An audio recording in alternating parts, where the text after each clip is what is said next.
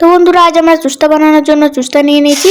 এবার আমরা এগুলোকে সর্ষের তেল গরম হয়ে এলে তাতে ছেড়ে দেবো। চুস্তাগুলোকে খুব সাবধানে ছাড়া হয়ে গেলে এবার আমরা এটাকে খানিকক্ষণ নেড়ে চেড়ে নিচ্ছি।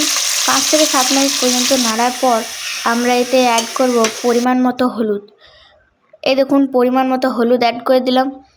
হলুদটা দেওয়ার পর এটাতে আমরা পরিমাণ মতো লবণও দিয়ে দেবো। লবণটা দেওয়ার পর খানিকক্ষণ নেড়ে চেড়ে নেবেন আবারও।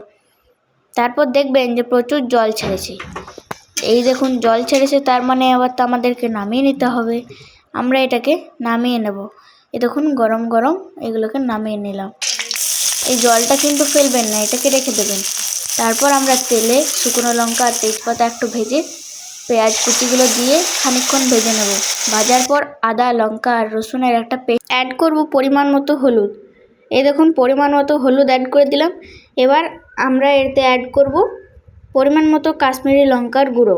কাশ্মীরি লঙ্কার গুঁড়োটা দেওয়া হয়ে গেলে আমরা এতে মিক্স মশলা আর মিট মশলা দিয়ে খানিকক্ষণ নেড়ে চেড়ে কষিয়ে নেব।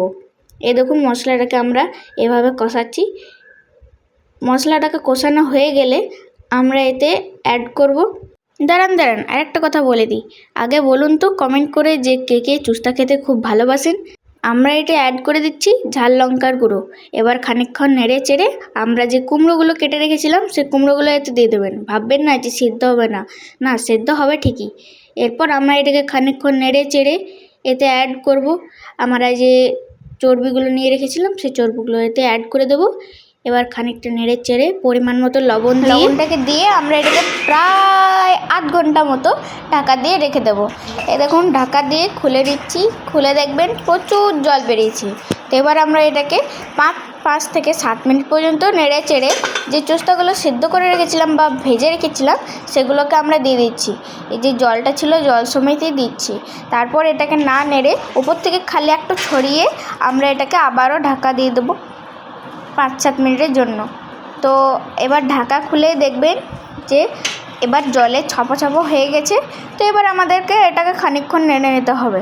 নাড়ার পর আপনাদেরকে বলে দিই যে আমি আরও 1 ঘন্টা সেদ্ধ হতে দিয়েছিলাম চুস্তাগুলোকে। সেটা অবশ্য আমার ভিডিওতে দেখানো হয়নি। আপনারা নিশ্চয়ই সেদ্ধ করবেন। সেদ্ধ করে দেখছেন এরকম লুক চলে এসছে। তা এবার আমরা এতে অ্যাড করব গরম মশলা।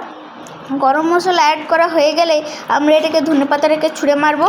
ছুঁড়ে মারার পর আমরা এবার এটাকে দেখে নিচ্ছি যে কড়াইয়ের কত রকম পোষ হয়। মানে বলতে চাইছি যে মানুষরা যেরকম পোষ দেয় আমাদের কড়াইটা সেরকম পোষ দিতে পারে। যেমন উদাহরণ হচ্ছে এরকম একটা পোষ, তারপর আবার উপর থেকে এরকম একটা পোষ। Thanks for watching. আবার দেখা হবে অন্য রেসিপি নিয়ে। Good bye.